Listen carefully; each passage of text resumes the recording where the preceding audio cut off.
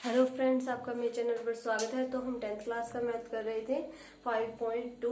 आज के 3 क्वेश्चन हमने कर लिए हैं, उनके सभी पार्ट्स भी किए हैं। फिर भी कोई दिक्कत आती है तो बता देना, फिर से कर लेंगे।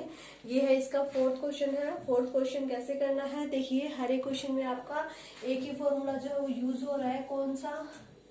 an जो है वो आपका किससे इक्वल होता है? ए, मतलब ये फॉर्मूला आपको याद रखना है कि जो कोई भी एपी आपको दी गई है, अगर आपको उसकी nth टर्म निकालनी हो तो वो आप कैसे निकालेंगे। तो अब इसमें देखिए डिफरेंस, ये आपकी एपी दी गई है तो हमें पता है डिफरेंस सबका सेम ही मिलेगा। फिर भी हम निकाल के देख लेते हैं। A2 माइनस A1 यानी कि 8 माइनस 3 5 और 18 माइनस 13 ये भी 5, यानी कि डिफरेंस जो है वो आपका 5 है। क्लियर हो गया, ठीक है।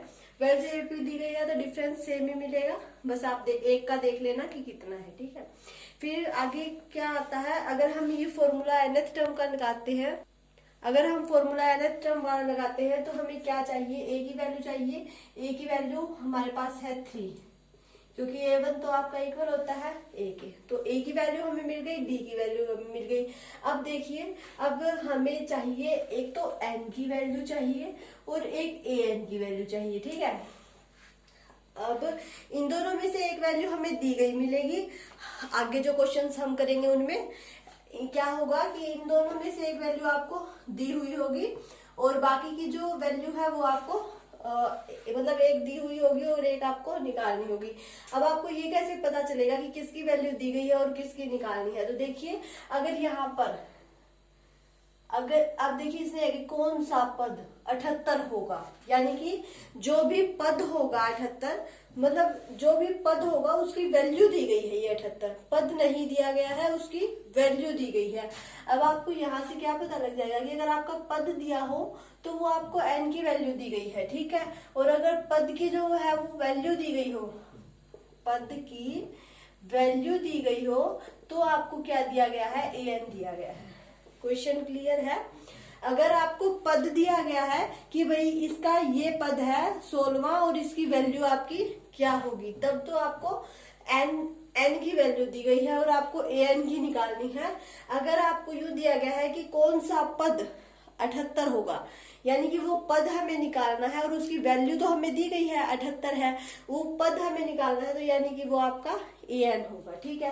तो यहाँ पर क्या दिया गया है? कौन सा पद 78 है, तो यानी कि an की वैल्यू आपकी दी गई है और n की वैल्यू हमें, यानी कि पद कौन सा है वो हमें निकालना है, तो n की वैल्यू हमें निकालनी है। क्वेश्चन क्लियर हुआ? n की वैल्यू कौन सी होती है और an की वैल्यू कौन सी होती है। तो अब देखिए an इक्वल होता है इसके, an की वैल्यू आपकी 78 है, a की वैल्यू आपकी 3 है, n की वैल्यू हमें निकालनी है, d की वैल्यू आपकी 5 है।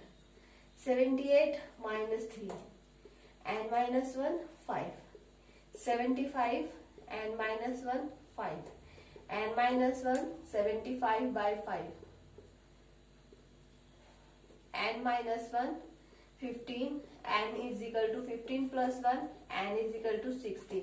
यानी कि हमें क्या मिल गया कि जो आपका 16वां पद होगा इस एपी का, ये तो पहला है, ये दूसरा है, ये तीसरा है, ये चौथा है, जैसे ही इसका 16वां पद आएगा तो वो आपका क्या होगा? 78 होगा।